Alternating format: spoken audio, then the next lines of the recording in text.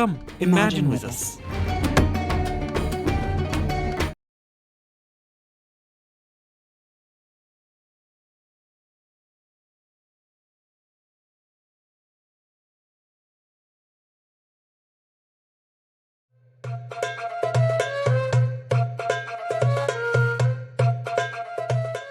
Can and may we, in present-day Berlin, imagine a Middle East unified in peace and equality?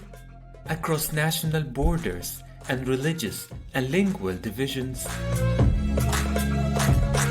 With literature, discourse, and music. Cinema, performance, poetry, special feminist and queer discussions. The 4-day Middle East Union Festival, with guests from all over the world, makes this vision seem within reach and invites you to freely explore ideas of utopia. Come, imagine with us.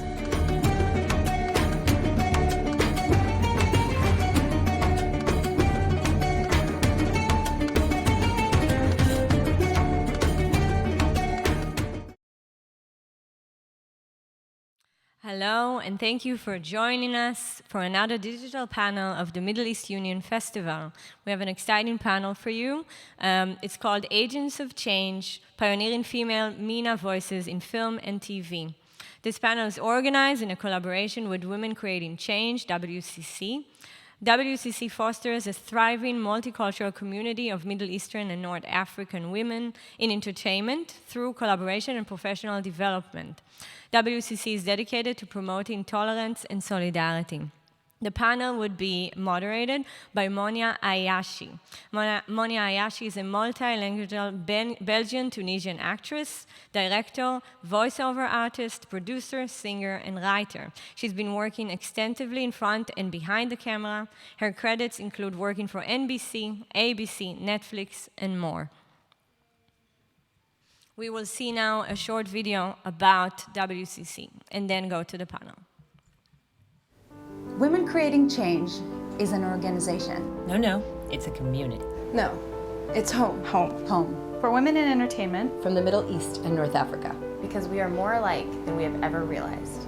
No matter the religion. We've had similar upbringings. Similar traditions. Even similar foods. Though we all claim that we cook it better. Some of us were born in the States. Others have immigrated to America and left our families behind. We all came to Los Angeles to pursue our dreams. To inspire. And empower. Through our unique voices and perceptions. By working together, we not only help each other, but serve as an example to the world. That religion and politics do not define who we are. And how we connect. We champion creative and inclusive collaborations through film and TV. And establish a safe space for peaceful coexistence. To strengthen our community. We offer mentorship programs, workshops, showcases, screenings, panel discussions with leading experts in entertainment, or even just simple advice. A warm and listening ear when you need it. We aim to spotlight and impact the cultural and gender inequality facing Middle Eastern women in entertainment. And believe that together, we are more powerful. Because our similarities are similarities. Our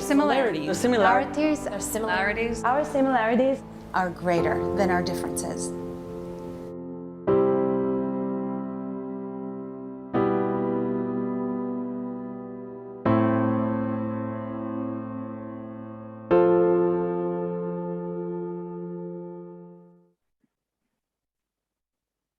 Hello, everybody. Today we're here with incredibly talented MENA female filmmakers who work across TV and film, Azadeh Nikzadeh, Hagar Ben-Asher, and Maysaloun Hamoud, to talk about their experience as MENA filmmakers and the dream of a unified Middle Eastern Union and how that could help filmmakers in the MENA region. I'm Monia Ayachi, and I'm honored to be here with you ladies. How's everybody doing? Good, thank you. Good. Awesome. All right, so tell us a little about you, where you're from, where you currently live, and what your role is in the industry. Whoever wants to take that. Anyone. Okay, so I'll start. My name is Hagar. I'm an Israeli. I live in Israel, in Tel Aviv. I'm a writer and director. I've been working in the business. I don't know how you call it. I've been doing films for 12 years, I guess, something like that, and hoping to do it for the rest of my life. Anything else I should say at this point? No, I think that's great. Azadeh, do you want to go next? Yes, I'm an Iranian filmmaker and started filmmaking there and had a chance to study with actually one of the most famous Iranian filmmakers, Abbas Kiarostami. And then I immigrated to the USA 9 years ago. And since then, I'm more focused on making political, human rights, and social issues films. And I'm looking forward to continue my career here in the USA. Awesome. Thank you. Maysaloun. Hi, thank you for inviting. مساء الخير. So I am Maysaloun Hamoud. I used to be a teacher, and then I started to learn film school at the same school that Hagar studied, and she was the, I think, first graduation classes, and I think that it was the first one, Hagar. And it was a very, very successful graduation they have, with a lot of interesting movies. So I thought this is the place that I want to study. And since that, in writing, directing, now also start to produce with my husband, Arachawat. He's a production designer, and I'm a very fresh mother. Laila is the new part of the family and for the journey.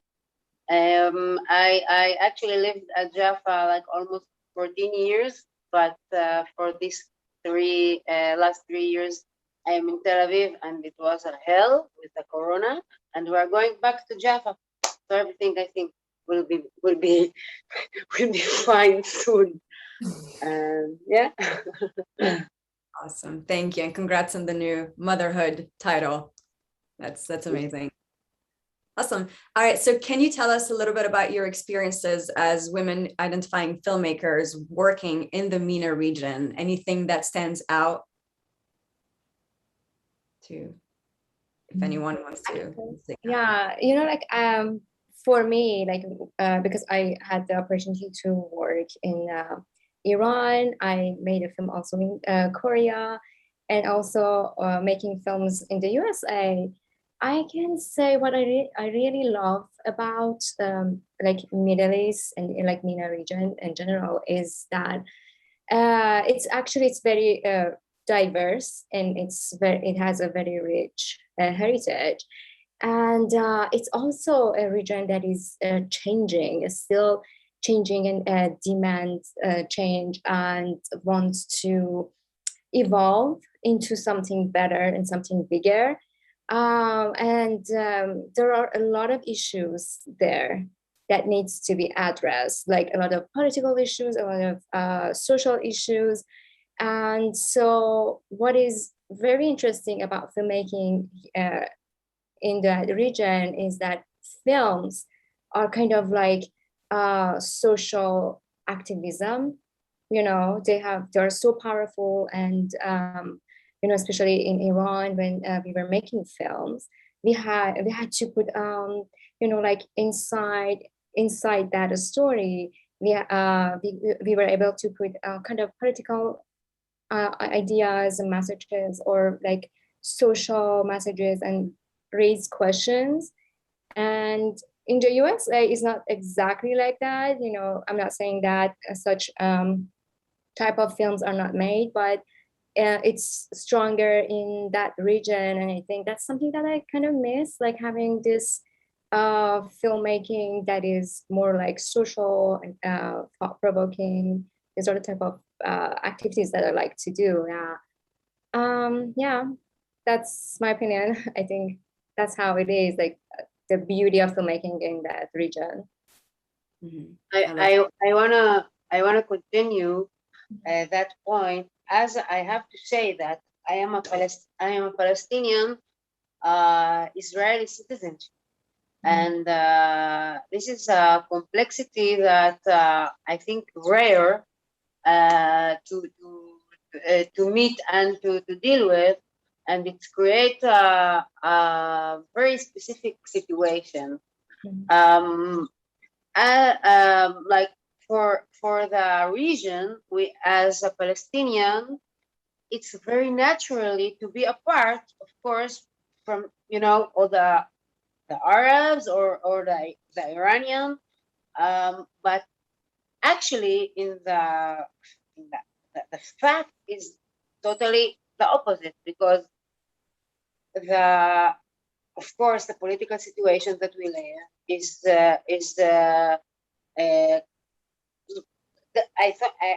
I think it's not really option to work and collaborate with the artists that we dream to work with, and of course we have to talk about the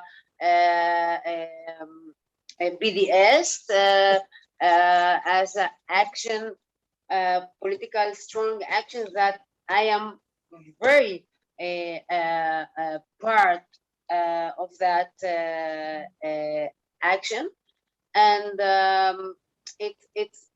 it's created like we are Israeli for the region, and for the Israeli we are Palestinians, and then it's from each side we are like I have to say. But I have to tell about my private personal experience. So since my first feature, I couldn't stop like trying to really create something with from people that I love to work from the region. So I made the music for Barbahar with a Lebanese musician that he is very, very important one at the underground music. All the world, of course, knows him, but the real name of him doesn't exist inside the credits, and it was like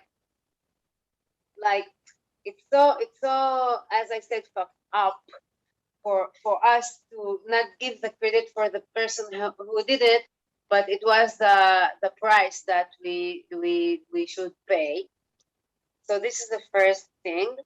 And now, actually, I started to work on my next feature, Casino Beirut, and I write it. The script will be with a Beirutean guy that I met in London, and we thought that we have a lot of in common, but I couldn't start work with him if I didn't decide like from the beginning that the movie and all the process will be out when we will be out of here. Like we will move me and like my family to Barcelona for good, and like this is part of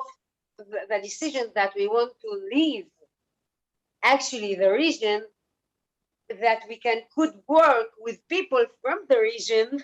It's crazy, yes, to have to be Europeans, and my husband will get the Portugalian citizenship, so we'll be Europeans in that. So it's crazy that we need to live to be something else, to have a chance to work with people from the region that we want to work. So this is my personal experience in this specific issue. Thank you for sharing that. Hagar, is there anything that you want to add about your particular experiences? I'm listening to the smart ladies, and I can't help thinking that, I live in Tel Aviv. I was born in Israel. I was born an Israeli, and in the shit chain called this region, I'm the privileged one. Okay, I mean, Tel Aviv is not Israel. Tel Aviv is a liberal city that, for me, has no boundaries as the privileged one in the shit chain. And I can say that my perspective on this particular issue is that I think this idea that I live in Tel Aviv, I'm a privileged woman living in Tel Aviv, born in Israel, and I think that puts me in a constant conflict. I mean, there is the political reality that surrounds me, but at the same time, there are other things that interest me as a woman and as a human being, and it's very hard for me to overcome this conflict, because in one hand, I live in a country that missiles are being shot at. In the second hand, I don't stand for what my country does. And in the third aspect of this conflict, I just stand as a human being with a personal story. And I think that this conflict that I have, and I need to find in what am I representing, because I can't represent everything and I don't want to represent anything. I just want to tell a good story. I think that is for me maybe the biggest issue in working here as a woman, as an Israeli, with the political conflict and the problems that it brings. I can say that the first political, let's say, movie that I ever did, I actually did in the US, which is kind of strange. I did a film about women on death row, and it was a very, very humanistic film about how barbaric US can be and is with the death penalty. And it's a surprising thing for me, because here I dealt only with my stories, maybe politics of gender, but never with the conflict, as they say. And I think I had to move away from here to find within me the possibility to do something that is political, but it's not my politics. I think it's why these types of conversations are so important to have.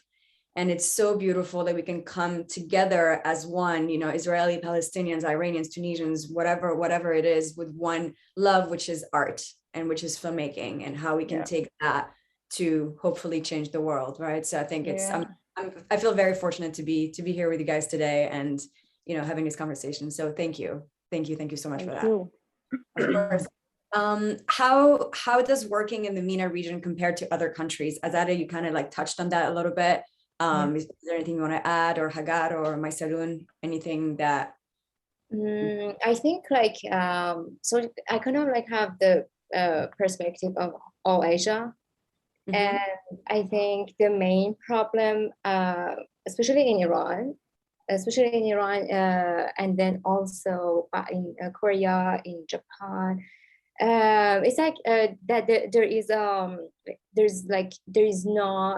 are not a lot of women in technical aspects. For example, Iran cinema go back to 120 years, but still to this point we don't have a successful DP or like a cinematographer. And when you say successful, meaning her film is actually screening in like big film festivals and getting awards. That's the meaning of success. And that was I think that was the most important challenge when I was working there, because like working with men was very challenging, and that is true even like for Korea and Japan. That was like they're there to test you, to test your knowledge, and to test your self-esteem and all that. So usually like when we go on set for the first day or two, it's just like you have to prove yourself, and you have to make sure that you don't accept suggestions and everything comes from you, and you show like strong self-esteem. And in that sense, it kind of helped me in the USA, because here it's so good, everything is so normal. And I never had that. And the second thing that is kind of true all over Asia is some level of censorship. Like I'm from Iran, and the censorship is crazy there, and that's why I left the country and I came to the USA, because I literally wasn't able to make any films in Iran anymore. So it was very sad. Like it's like, okay, I have to choose between being a filmmaker or and like my career, or I have to choose like my family. And like right now I kind of go back to Iran, which is very emotionally difficult. But yeah, so that's the price that kind of we have to pay. And it's like for Americans, it's just like they don't get it, they don't understand it. And yeah, I think it's very difficult, but I prefer to be bold and to express myself and to make the film that I want to make and to tell the story that I want to tell, rather than just hiding and just, and I just hope that things get better one day. Love that. Hagar, Maysaloun, anything that stands out for you for working in the MENA region compared to other countries that you might have worked in? I can talk about actually money side, if we can talk about the real issues that we don't have really industry. We don't have really like professional crews masses as Europe or US, and on the top of that, there is no investing money.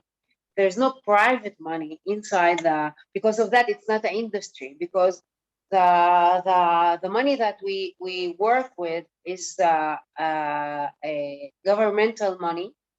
So they can also, as the censorship talking is so strong, even it's as in Israel, self-censorship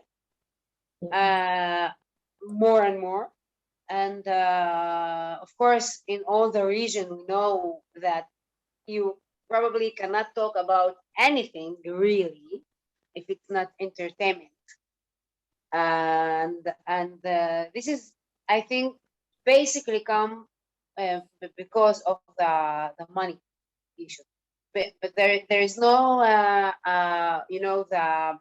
the first rule in the industry or cinema industry is the taxes, that who can invest can have back his own taxes, and this is make it a business. This is here, it's not a business, it's art. it's activism, it's trying to tell stories differently, but it's not really industry. So it's big, big, big different than any really big industries at the world. Mm-hmm. Yeah, that makes total sense. Hagar, anything you want to share? Maybe just if I'm going back to the question itself, it's funny because maybe that's the only good thing I have to say about, let's say, working in Israel, is that, you know, in the US now there is the diversity code.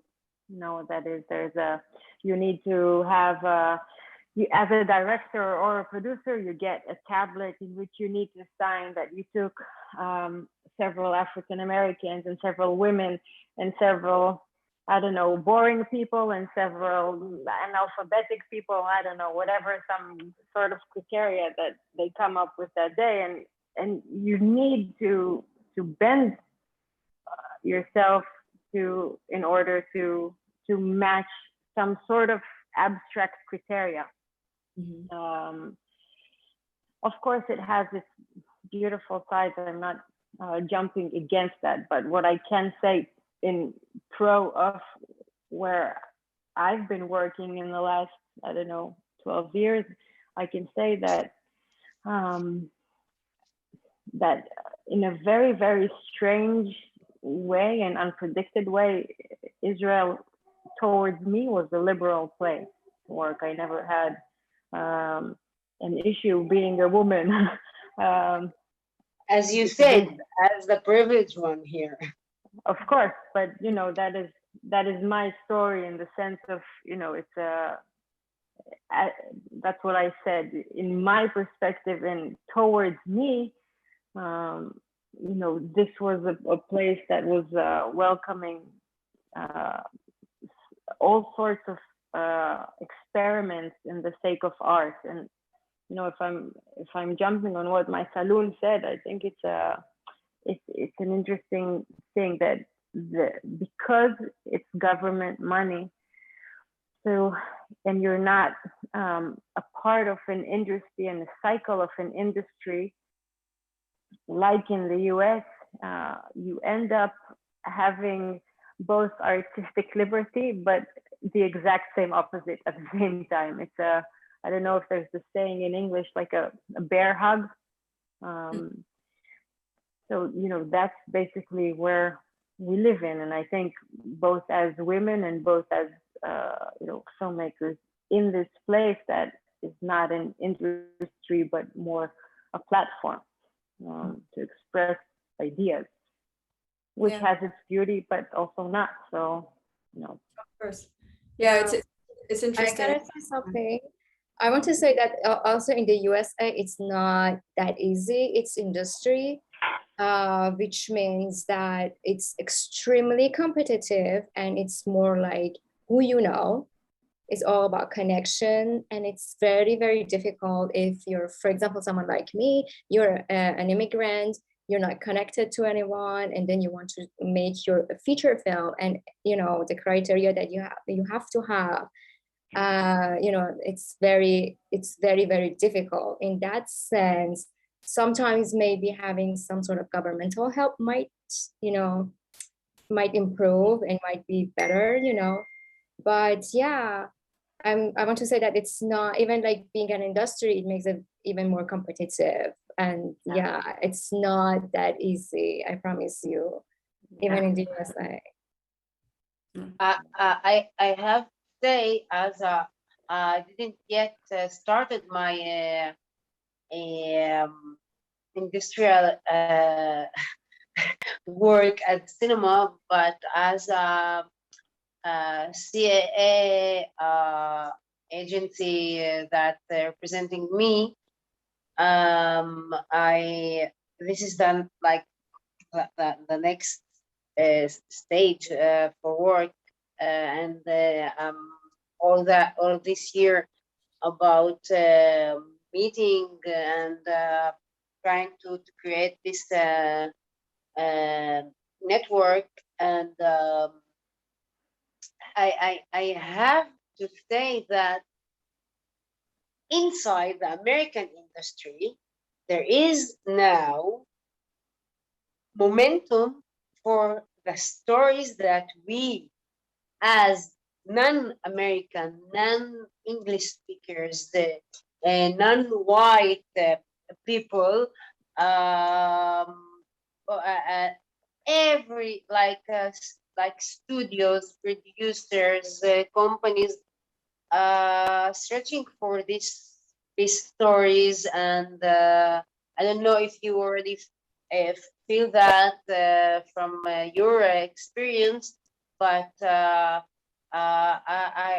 feel that now there is a opportunity for the stories from the region to get internationally more and more, because this momentum that I think the world is full of the same stories with the white men and all that,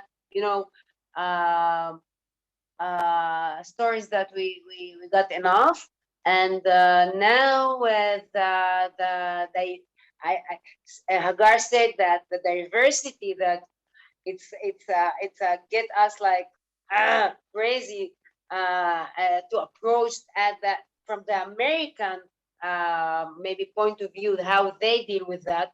But for us, I think now there's an opportunity, and I hope that we can really take it like forward for the next. I hope. Mm-hmm. I think, I think you're correct. And I think with the technology that's out there now, with all the streaming platforms that are completely international, there's definitely an opportunity to showcase whatever you're making to a much broader audience, right? Yeah. So where it used to be a little bit more limited, on a national level or like a regional level, now you can make something and the entire world can see it. And they can dub it and they can keep it in original. And so like there's a thirst for content. That's absolutely true. So it's an exciting time, I think, with its challenges, like Hagar said, like obviously, with the diversity quota and all of that. But I think it's, at the same time, a very, very exciting time. Talking about exciting times, what was your best experience as a filmmaker and why? Oh, Hagar, you wanna take that one? Oh gosh.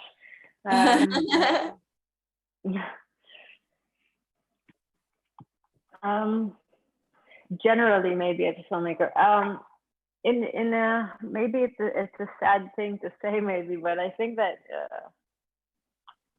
shooting my short maybe was the best time I had doing film.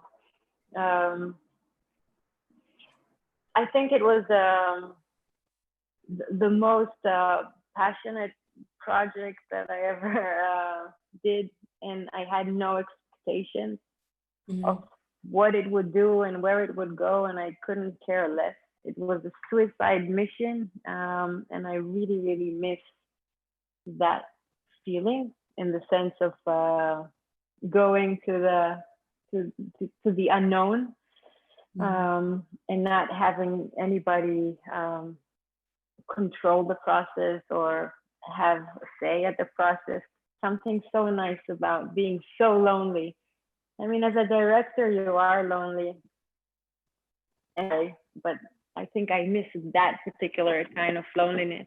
And I miss that virginity, I guess. That sense of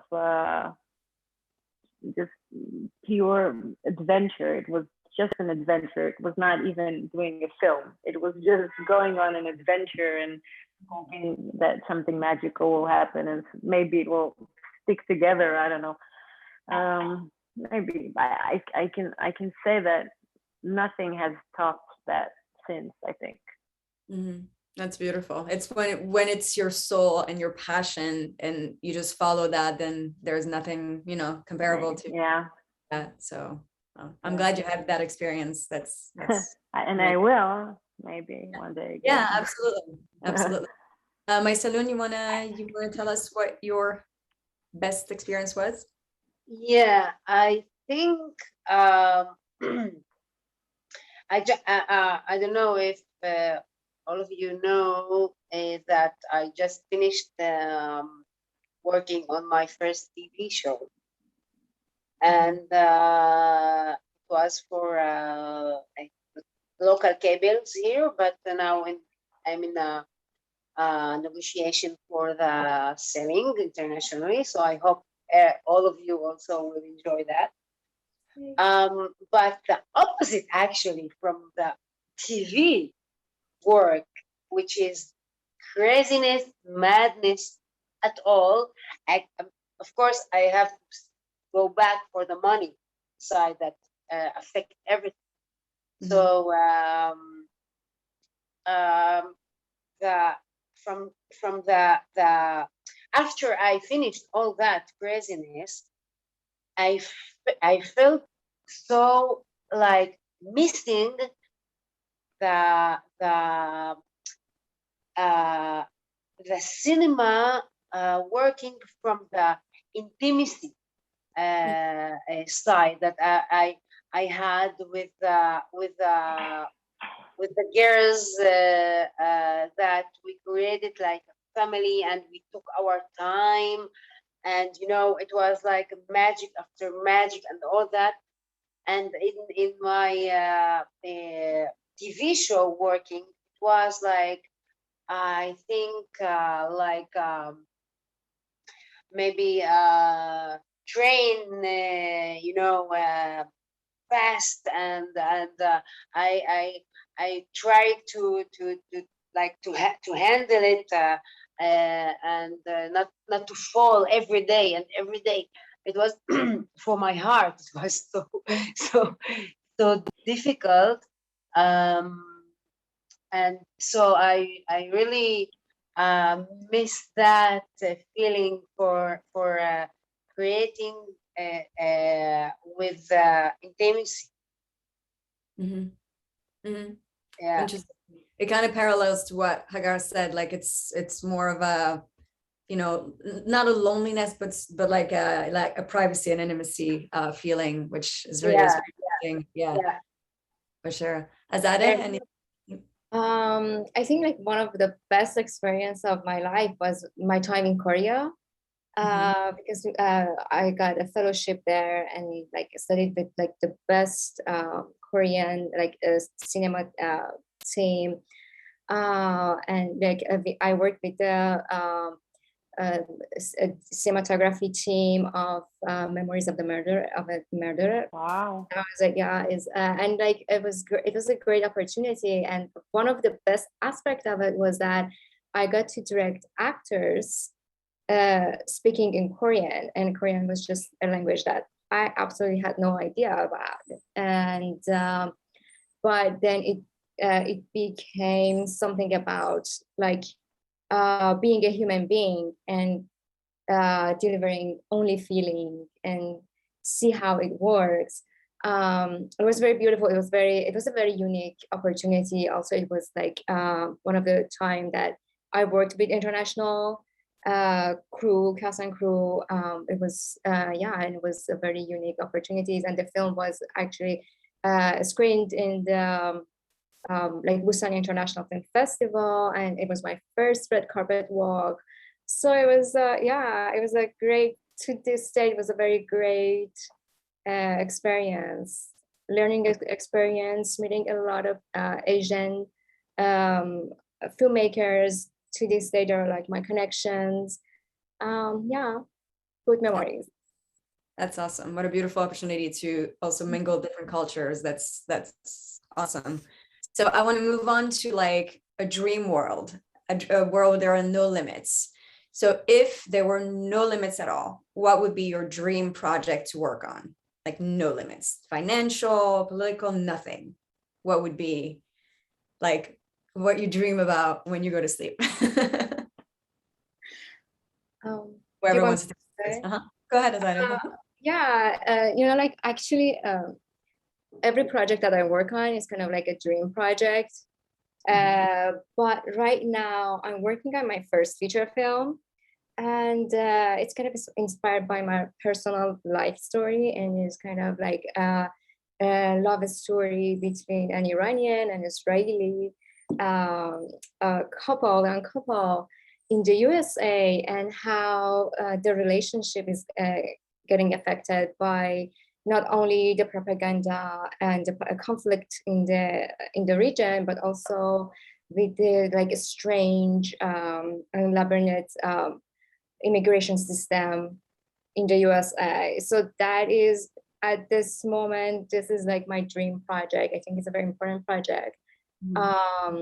Especially it happened during Trump's presidency, which we know how it was, and and it's kind of like it's based on like kind of inspired by my personal experience, and I really want to tell that story. This is going to be my dream project at this moment. Yeah, that's awesome. Congratulations. Thank That's you. Really exciting. Really, really exciting. Maysaloun, you wanna tell us? Yeah, of course. I think each project we start, it has to be started from dream, and the Casino Beirut that I really talked about it is it's a first musical that I gonna make. It's a political musical, and it's at the 70s, and it's like My Moulin Rouge. So I really dream like every day about that project. So I hope that it will be as I dream. Awesome. I hope so too. Hagar? Well, maybe just to remake all the films by Douglas Sirk, and then just maybe I mean, I think that there are two. There's one project that has been haunting me for years, but it fears everybody. Everybody's scared of it, so nobody ends up financing it. It's a movie about a female bodybuilder, and she's crazy. So it has that almost potential, and it's intriguing. But then, in the end of the day, everybody's scared to touch that woman. So there's that. My next feature film is a large scale kind of movie, and it has a lot of kids. So, in many ways, I would hope that the budget of that movie ends up being the right budget. So, I mean, it's one of those things that, I mean, I assume you can all identify with what I'm going to say. We can do movies with whatever money we get. We will manage everything. We will learn how to manipulate everything, and we will get everything made. I learned that is something I'm never supposed to say out loud, but in this particular moment, maybe I can say that. But it's true, we can. We've learned to work with ridiculous budgets. So I hope for the next one I get to do it as it's supposed to be, as it's meant. Well, I hope all of those happen for you guys. That would be amazing. I want to move on to the vision part of our panel today. So when you hear the term agents of change, what does that bring up for you as a filmmaker? Whoever wants to start. I have actually to ask how the like cinematic problem that we are talking about will be changed when the reality is the same? This is actually the real question that I am wondering. I don't think that something can be changed if the reality is the same, and I think it's getting worse. Right. Yeah. So I think what this part of the panel is this idea of like an idyllic world and a dream world, and how in that dream world, what does agents of change mean for you if you didn't have really limits, whether again it's political or or things like that. What would that bring up for you as a filmmaker? What would you be able to do as a filmmaker in that alternate reality, which is not the case right now, right? It's this dream world. Okay. Because I think my mind cannot get there even. Because I think if everything is okay, so the Palestinian problem is solved, then everything can be changed. That I think this is the main core issue that affects everything. And as a Palestinian, I think if this problem will be solved, so the refugees will come back, so the stories will be more and more, so it will be wow, the world will be wonderful. But I think this is something I really doubt it. But if we are like so optimistic and we can like imagine something like that, I think it will be like all the different normal places at the world, that if they can be a really industry, they can really be open, and the collaboration can be like normally happen with so different countries, and you can work free. I think this is like the last days, I have to say, as for me. But yeah, it can be a wonderful time. It can happen. Of course. First of all, as I said, for the real problem, the real issue is the like end of the occupation, end of the refugees. So yeah. Right. So through storytelling, how could you as filmmakers take on that role of agents of change, like those three words? As filmmakers, what kind of stories could you be telling? Would you want to be telling, as filmmakers, which is what you all are. I can jump in. Yeah. When I think of agent like change or like whatever, I think of as a filmmaker, I think of heart-based storytelling. Like something that is really coming from our heart, and it's not affected by the fear that we are like bombarded with all the time. And I think like in the USA, they've been like the filmmakers here, they've been doing it for a long time. Especially, for example, think of LGBTQ stories, or like Black stories, like having more Black, having more Muslims, having more like characters in the films.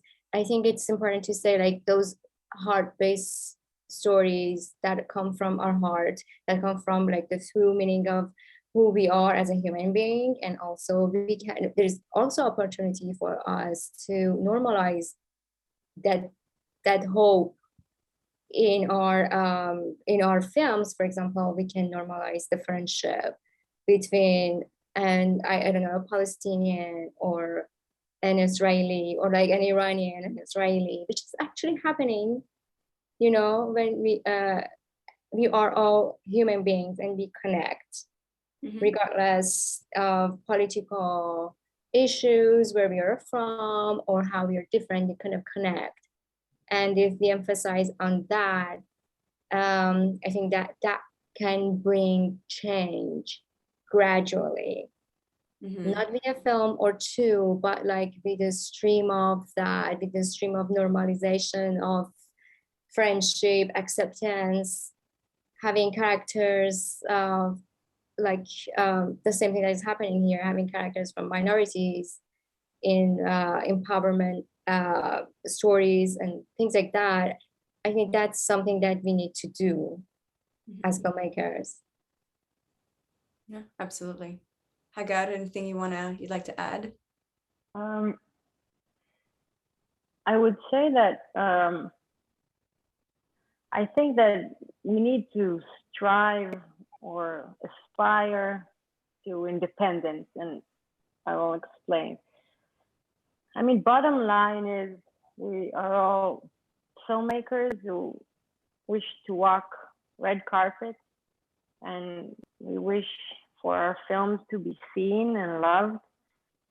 And the strange thing that has happened here in Israel, I can say, is that we aspire to be recognized by Europe.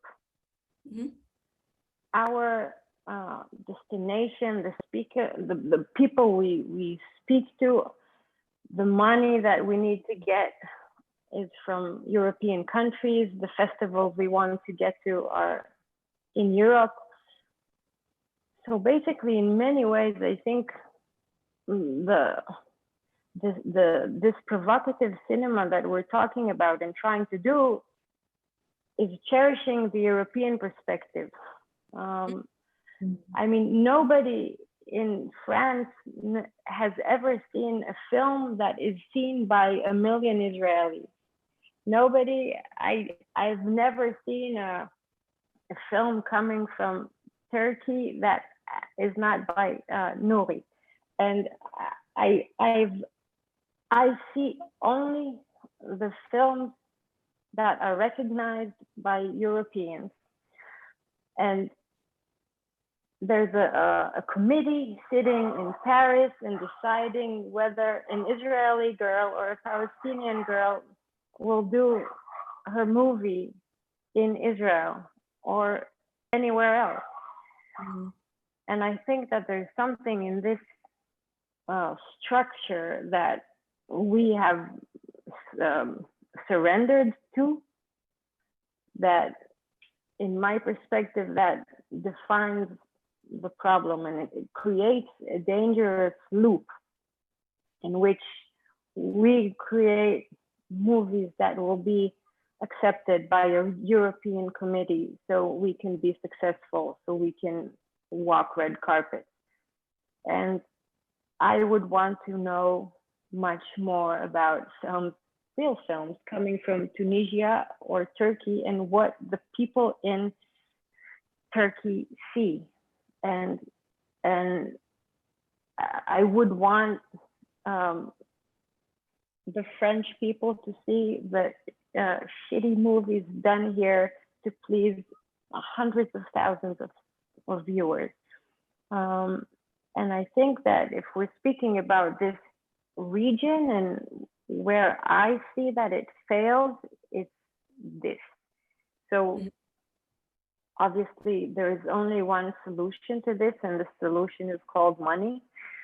So, you know, I would say that as agents of change, if we can call it that, the biggest inspiration should be to manage to get financing that is from within and not from Europe. Which means sorry? No, go ahead. Which means in the end of the day to have the freedom to tell the stories that we want to tell, and not in the sense of having to please the European eye.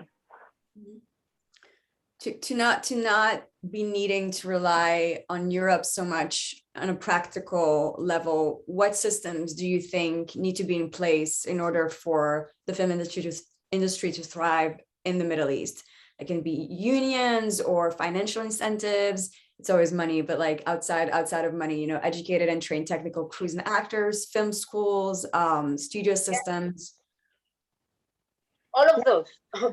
Yes. Check. Okay. Okay. All of the above. Anything that stands out in the list that I just mentioned that you feel like is really lacking in the Middle East and that could really use, you know, if you had to make like a top 3? Money. Yeah. Money. And professional crews. Yeah. This is the top. Money and professional crews. Yeah. I work in the USA, but when I was there, I always liked. I still love co-production.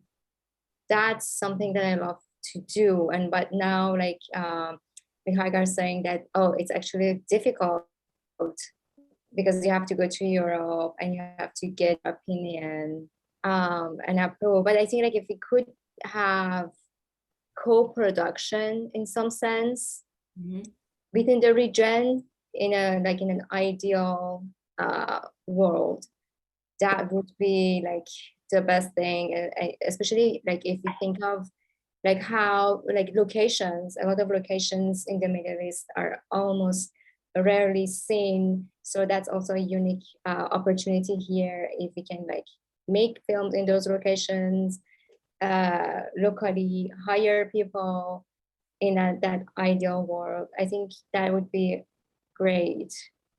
Yeah. You know, this festival is about this dream of a unified or redefined MENA region. So what are your hopes and dreams for what that might look like specifically through the lens of filmmaking?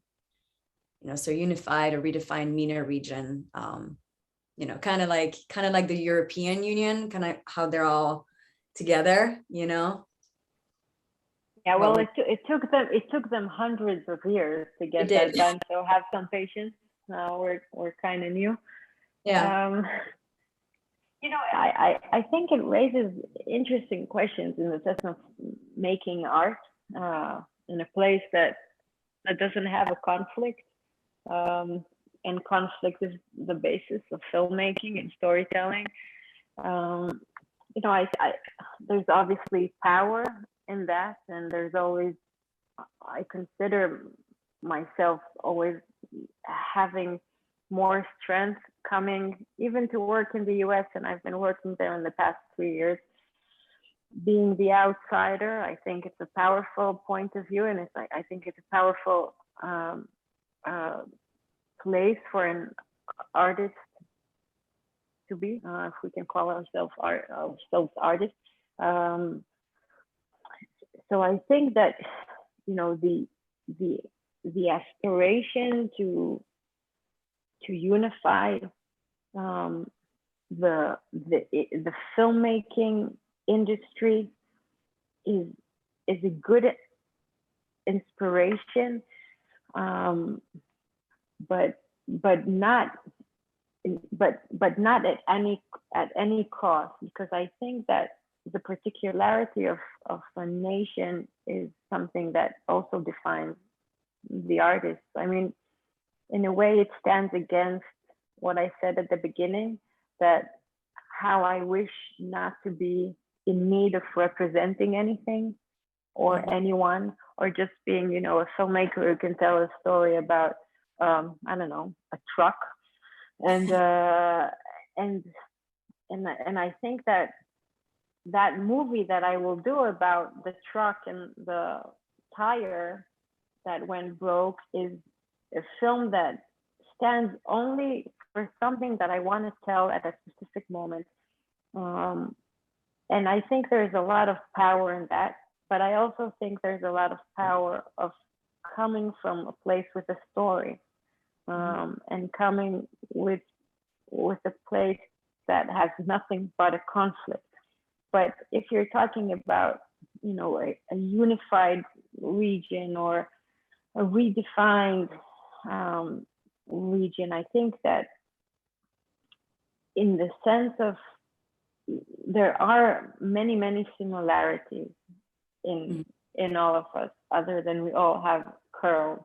I think that we come from, a certain similar aesthetic and a similar value for human life and a similar value for family, and there's much alike. I mean, in the sense of Jesus, Muhammad, and Moses, I think there are many similarities in this very primal beginning, and I think that if we manage to eventually find a common ground and to create together, it will have a great deal of power. I would be very, very happy to be able to go to Beirut and meet filmmakers there, and co-produce things, because I think that the stories we share have the same human basis. Of course. Yeah. It's true. It's Mm-hmm. true. I just want to mention that Maysaloun had to leave. She's on mommy duty. She has a newborn baby, so she had to leave us a little bit early. To piggyback on like the last question, do you feel like a unified MENA region would improve the movie making process? Like, and if so, by how much? 5%, 10%, 90%, 100%. What are your thoughts? I can go. Like, I think the best thing, when I think of like if we want to compare Europe and with that like unified Middle East, I think the best thing that happened in Europe is like bigger market for distribution. And when you have distribution, distribution means sales, right? And sales means money. And especially like right now after COVID, it's just a lot of streamers, they're looking for regional, international subscribers. So like in that unified Middle East, there is a huge market in terms of distribution. And hopefully that would give more money for just local stories.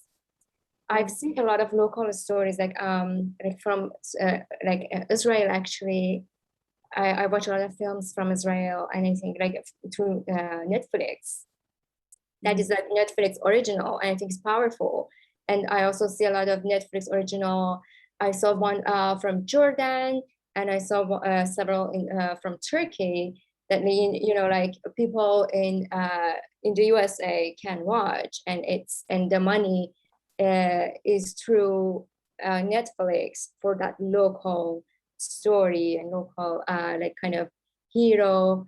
And when if we have like, and the same thing is true for like if we have like this unified region, we can be a powerful distribution destiny, and that will bring more money into the region. And as I said, that could also bring, if we give tax incentives, that could be like locally or even internationally. The same thing is happening like in France, they give tax incentive, in Spain they give tax incentive, and you can go to that place, do co-production, and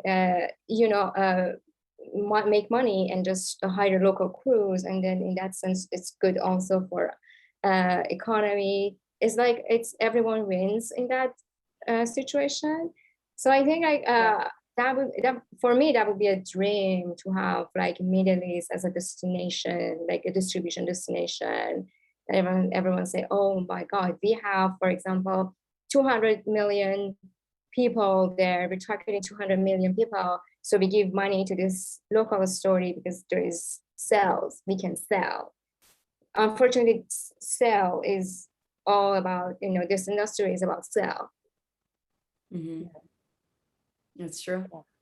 Hagar, anything to add? I mean, if we won't be a war zone, I'm assuming that will just help everything. Also, filmmaking.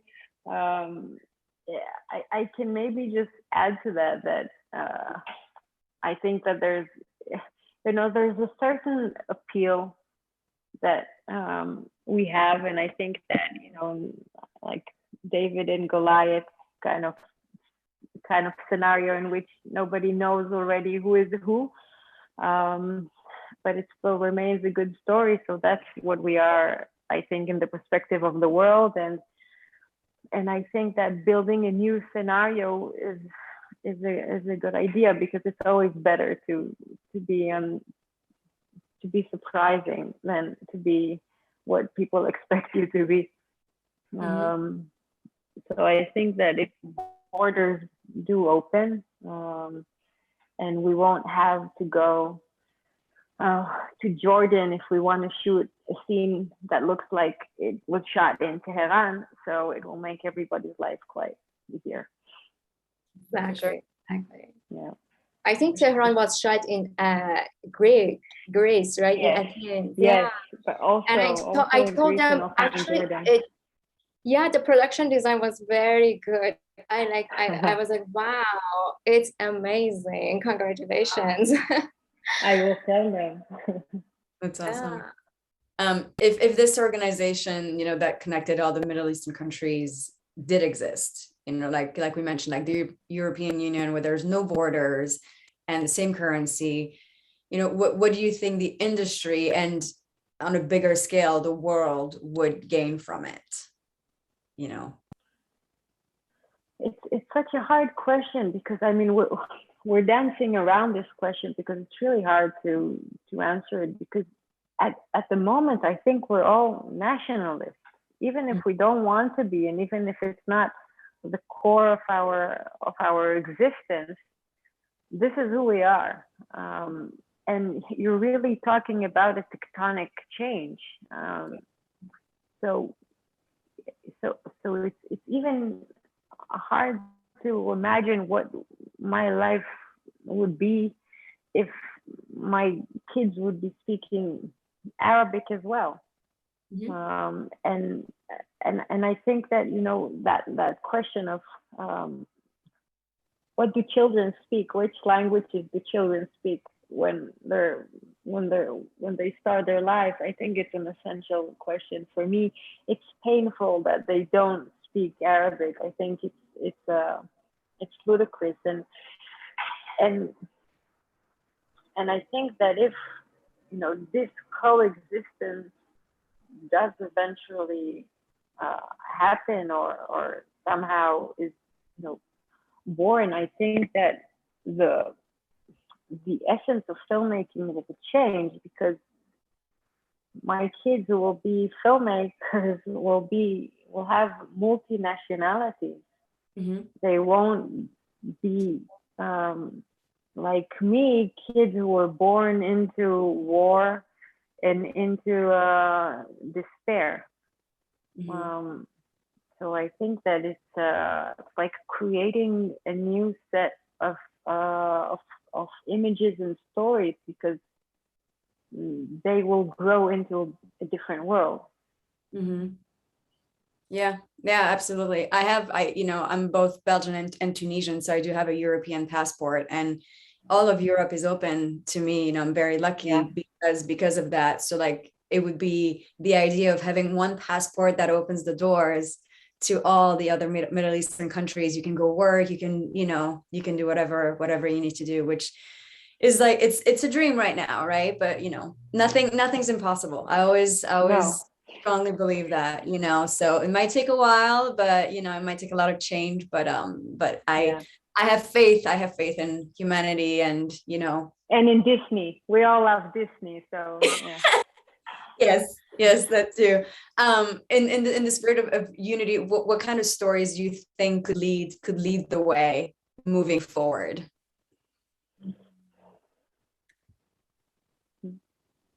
I think in that unified region, if we have that, it's an opportunity for us as Middle Eastern to give the world a new perception, a new story about who we are. Actually, we can show them who we really are, you know, beyond all the conflicts, beyond all the war, beyond all our differences. The region is actually, it has a very beautiful heritage. We have deep stories, kind of civilization somehow started in that region. And we have heroes that we can introduce to the world. We have beautiful like locations that we can show to the world. We have beautiful, strong actors, actresses that we can send out. Yeah, and we can actually, by being localized and international, we can have like strong languages, like make our languages heard by other people in the world as well. That's also like, it's very powerful in that sense. Yeah, I think the story could be kind of our true story, or our like dream story. Something, as I said before, something that comes from our heart, rather than just the fear that is imposed on us. That's like the ideal, the idealistic way of it, if you want to think about it. Yeah. You know, when Trump was elected, I remember telling my man, I wonder what kind of movies are they going to make now, because it was a really interesting moment in time, and I was very curious to see what Hollywood's reaction would be to Trump being elected, and we ended up with Parasite winning the best Oscar, and I think that the effect that politics has on art is something that is truly unpredictable. I mean, I think no one could ever make an imaginary connection between Trump being president of the US and the masterpiece Parasite winning the Oscars, a foreign film for the first time in the history. Because I think that it is our role, in a way, to as filmmakers, to breathe the world and to breathe the politics of the world. And I would say that the greatest artists in all time were always some sort of prophets as well, writers, playwriters, filmmakers, and painters. So I think that there's really no way of knowing where it would go, because that is the beauty of it. That is just a mesh of intuition that people have, that is reflective maybe to the politics in all sorts of different ways. So I hope that we can't answer that question, because I hope something new will happen to us. Mm-hmm. Yeah, absolutely. We're taking questions from the audience at this point. Okay. So if the audience, hello, you'd like to leave a question, you can send a comment to the live chat that is currently streaming. We do have one question already. So what would it take for a general Middle Eastern film market to start taking shape? What would it take for Israel to take part of it? Of what? Can you ask that again, please? Yeah, I didn't hear it. No worries. So what would it take for a general Middle Eastern film market to start taking shape? What would it take for Israel to take part of it? In your opinion? Very good question. Hmm. I mean, I think that if there's something happening in how the Israeli, I will approach this from the TV discussion. I think there's something very powerful happening in the TV arena in Israel. Many Israeli shows are very successful abroad, which somehow has an influence on the Israeli film world as well.